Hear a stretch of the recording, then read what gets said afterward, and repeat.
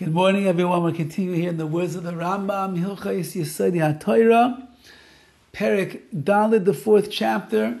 We're holding over here today in Ois Yud Beis. Perhaps we will finish this chapter. And he says like this, Bizman Shodem Mizban B'Dvar Ma'elu. When a person meditates upon these matters, Umakir Kol Abruim Mimalach V'Galgal, and he recognizes all aspects of creation, from a malach, from an angel of a galgal to the spheres, the Adam and man, kiyotze bay, and similarly, v'yirach chachmasa shel HaKadosh Baruch Hu, and he's able to see and witness the wisdom of HaKadosh Baruch Hu b'chol ha'yitzurim v'chol ha'broim, in all of the creations. So then, Moisif Ava l'mokoim, his love for HaKadosh Baruch Hu will increase. V'timsa nafsho v'yichme b'sar le'ehoi v'mokim Baruch Hu, and he will then, his soul is going to thirst, and his flesh will be pining and longing with love for the Rebbeinu Shalom. When you see this universe and you understand to the best of your abilities how HaKadosh Baruch Hu made everything, and you see the intricacy and the symmetry and the synergy and the perfection of everything that Hashem made, you'll realize, and Hashem did everything for us. Man's at the center of the universe. Look how HaKadosh Baruch Hu, his kindness, his chesed, how everything runs in this world in so much goodness. Says the Rambam, you're going to automatically, you're going to become in love with Hashem.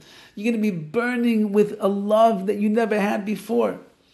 V'yira v'yivcha mishiflusai, you'll be in awe and trembling mishiflusai v'dalusai v'kalusai, from your lowliness and your humble base nature. Kishyarich atzma lecha me'agufas hakedoshim hagedolim. So then when you, and especially when you compare yourself to one of these great holy entities like Malachim and the like, the kol shkein lachas me'atzurais hataharos hanifaros min aglam sheloi nizchava b'golim klal. And all the more so if you compare yourself to these pure forms which are separate from the matter and they have no connection with it. I believe like the soul and the ruach and the malachim, the angels, where you find yourself to be a vessel filled with shame, uklima, embarrassment, reik v'chaser, empty and lacking. Compared to Hashem, compared to what He made, compared to everything in this world, I'm nothing, says the Rambam. And that's how a person has to look at himself. That's humbling. And that gives you a greater awe and a greater reverence and a love of the greatness of the Rebbeinu Shalom. And to conclude, he says, these 4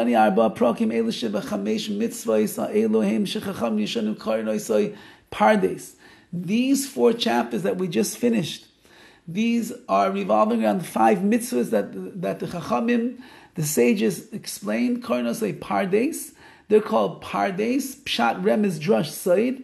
There's a story in the Gemara where 4 entered into the Pardes, into the orchard of the deepest levels of Torah. Even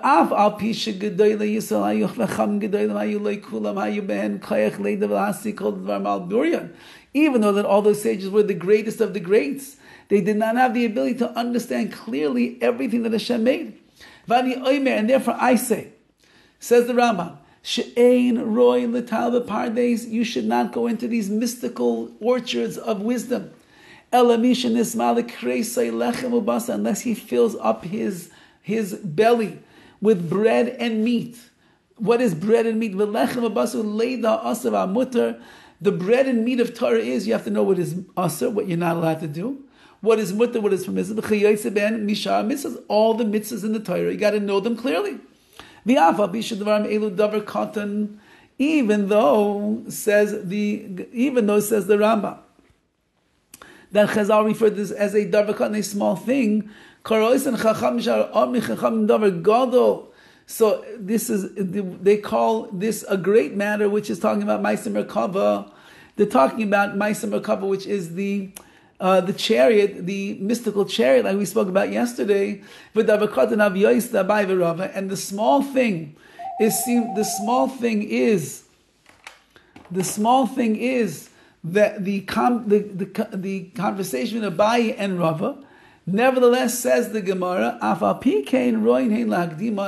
they still take precedence. Meaning, even though in one way Chazal referred to all these mystical ideas as a big matter, And the learning in the Gemara and the Mishnayos as a smaller matter, nevertheless, says the Rambam, you got to start with the small before you're going to get to the big.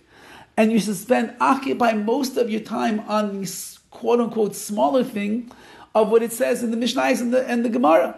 Aval pikein roinin lagdim. You have to learn these first. Because they settle a person's mind. And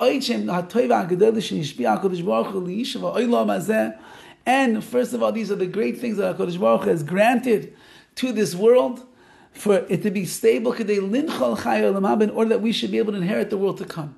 You're only going to inherit the world to come if you know what a mitzvah is. If you know how to keep the mitzvah, you know how to learn Torah.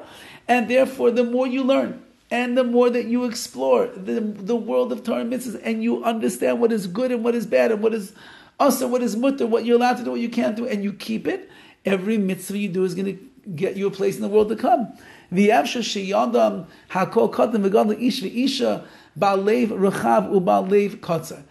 therefore, they could be known completely by great and small, even by men and women, whether they have a person that has a lot of knowledge or a limited amount of knowledge, meaning whether they have a big mind or a smaller mind.